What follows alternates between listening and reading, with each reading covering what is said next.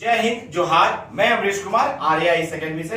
हमारे comments box में बहुत सारे कमेंट्स आ रहे थे कि सर यूपीएससी जो 28 तारीख को प्रीलिम्स परीक्षा लेने जा रही है, इसका जो सर क्वेश्चन की प्रकृति कैसा होता है, नेचर कैसा है, कैसे किस तरह से क्वेश्चन को पूछा जाता है, प्रश्न को किस तरह से पूछा जाता है। तो मेरे अनुभव के आधार पर क्रॉस क्वेश्चन या प्रश्न की पूछने की प्रकृति केवल 5 प्रकार की होती है। आप इसको ध्यान से देखिएगा तो इसको जो है कि आंसर भी आप कर लीजिएगा।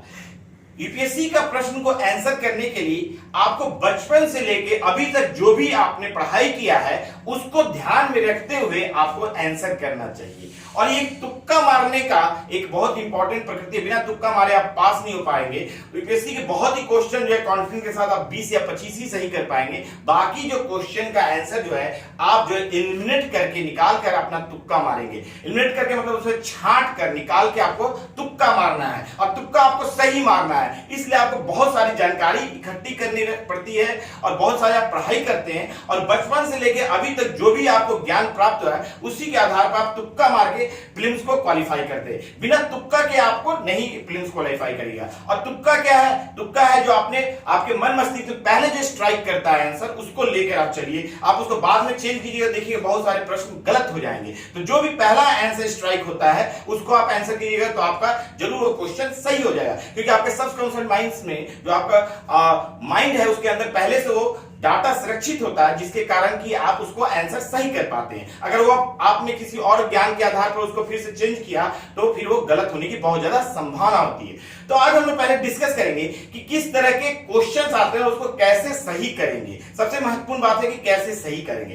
पहला जो सामान्य क्वेश्चन है जो सभी प्रतियोगिता परीक्षा में पूछा जाता है और यूपीएससी में इस तरह के कम से कम 20 से 25 प्रश्न जरूर रहेंगे। तो ये कौन क्वेश्चन है? ये है कि आपका एक क्वेश्चन रहेगा और 4 ऑप्शन रहेंगे, उसमें से एक को आपको सही करना है। जैसे कि भारत की राजधानी क्या है? नई दिल्ली है, तो इसको आपको सही करना है। तो इसमें आपको जो है ज्यादा दिमाग लगाना नहीं होता है, लेकिन इसमें गलत होने की बहुत ज्यादा संभावना होती है क्योंकि आपको 100% एकदम सही ऑप्शन को ही मारना पड़ता है। तो इसमें आप पहले आप क्या कीजिएगा, वही एलिमिनेट पद्धति को लगाते हुए आप देखिएगा कि क्वेश्चन को पढ़ने के बाद जो आपको अगर ए पहले सही लगता है तो इसको लगा लीजिए, अगर ए नहीं लगता तो बी देखिए, बी नहीं लगता है तो सी देखिए, सी नहीं लगता तो डी देखिए।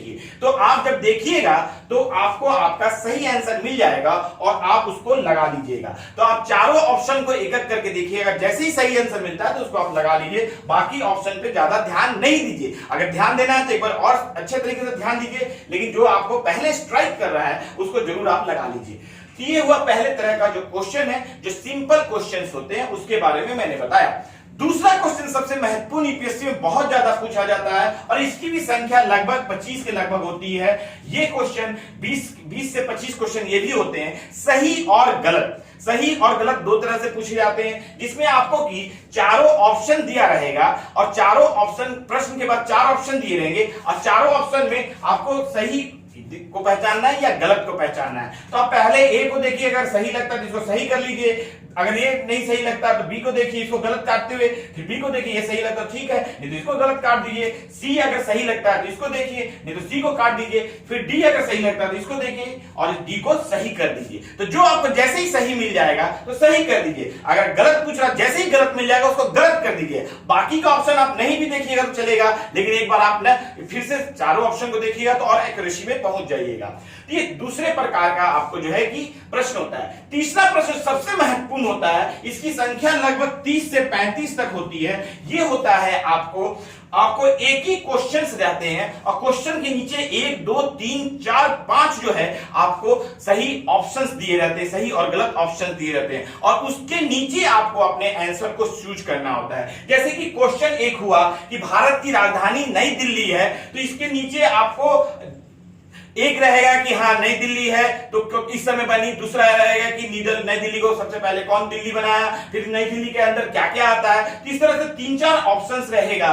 तो आपको चारों पांचों ऑप्शंस को देखना है ना। तो चारों पांचों ऑप्शन देखने के बाद जो है अपना आंसर 1 और 2 अगर सही लगता तो 1 2 को सही कीजिए, अगर 1 2 3 सही लगता है 1 2 3 को सही कीजिए, अगर 1 2 4 को सही लगता है 1 2 4 को 5 को सही कीजिए, अगर सभी सही लगते हैं तो सभी को सही कीजिए। तो ये जो है सबसे ज्यादा महत्वपूर्ण हो जाता है और सबसे ज्यादा प्रश्न इसी से रहते हैं, इसको आप ध्यान से देखिएगा।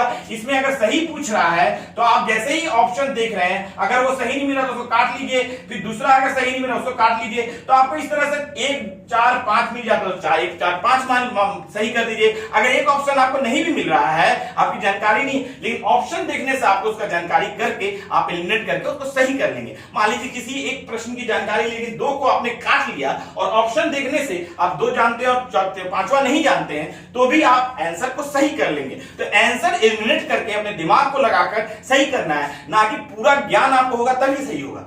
चौथा जो प्रश्न है सबसे ज्यादा महत्वपूर्ण हो जाता है एसेसन और रीजनिंग का प्रश्न, कथन और कारण का प्रश्न। कथन रहेगा कि भारत की राजधानी नई दिल्ली है और उसके नीचे रहेगा नई दिल्ली के अंदर राजस्थान, हरियाणा और जो है नई दिल्ली का क्षेत्र आता है और उत्तर प्रदेश का। इस तरह से आपको है कि असेसन भी है और रीजनिंग भी है। तो ये इसमें आपको ऑप्शंस रहेगा, जैसे कथन और कारण सही है और कथन का जो व्याख्या कारण करता है ये पहला रहेगा। तो अगर व्याख्या कर रहा है, हाँ भाई इसमें आता है, तो ए हो जाएगा। अगर बी है, कथन और कारण दोनों ही सही है लेकिन कथन का व्याख्या बी नहीं कर रहा, मतलब कारण नहीं कर रहा, तो बी हो जाएगा। और सी रहेगा कि कथन अगर रहेगा कि भारत की राजधानी दिल्ली है कि वो तो गलत हो गया, तो कथन गलत हो गया तो आपको ये कथन गलत हो गया, कारण सही हो गया तो सी होगा।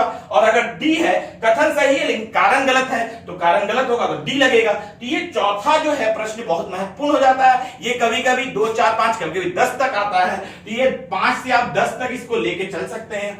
अगला जो प्रश्न है वो प्रश्न है आपको मैचिंग करने का, मिलान करने का।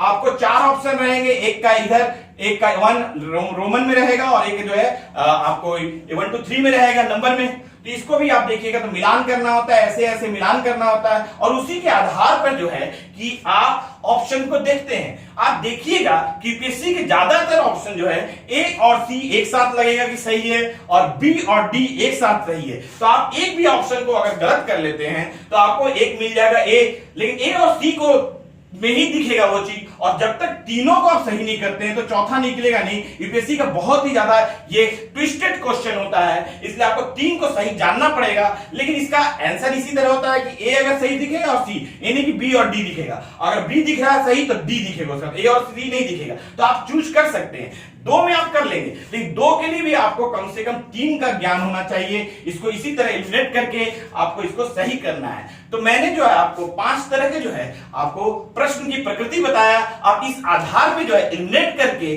जितना पढ़ा है और उसको जो है कि आप सही कर सकते हैं। और यूपीएससी के प्रीलिम्स देने वाले छात्रों को, विद्यार्थियों को, कैंडिडेट्स को, उम्मीदवारों को मैं शुभकामनाएं देना चाहता हूं और बताना चाहता हूं कि आप जो अभी के समय में, जो कि अब बहुत कम समय बचा हुआ, 1 सप्ताह भी नहीं है, 5 दिन है, तो आप जो है केवल जो अपने पहले की पढ़ाई किया है, जो नोट्स बनाया है, उसी का रिवीजन करें। आप नए किताब लेके ना पढ़ें और प्रीवियस ईयर के क्वेश्चन से उसको देखें और जो है कि ज्यादा नोट्स और जो है कि ज्यादा जो है इंपॉर्टेंट क्वेश्चन की ओर ना भागे, क्योंकि यूपीएससी हमेशा इंपॉर्टेंट क्वेश्चन नहीं पूछती है, वो आपको पीछे के सामान्य जानकारी के क्वेश्चन को पूछती है। आप केवल एलिमिनेट करके तुक्का लगाकर सही कर सकते हैं। तो आप केवल जो पहले का ज्ञान है, जो आपका जो आपने नोट्स बनाया हुआ करंट अफेयर से रिलेटेड, उसी को पढ़िए और जो महत्वपूर्ण करंट अफेयर है उसको जरूर पढ़िए, लेकिन बहुत सारा नया अभी पढ़ने का इस सप्ताह कोई काम मत कीजिए। आप लोगों का बहुत सारी शुभकामनाएं, आप लोगों का बहुत बहुत धन्यवाद। आपको मैं ये बोर्ड छोड़ रहा हूं, आप एक बार इसको अच्छे से क्लिक कर लीजिए कि किस तरह के क्वेश्चन की प्रकृति है।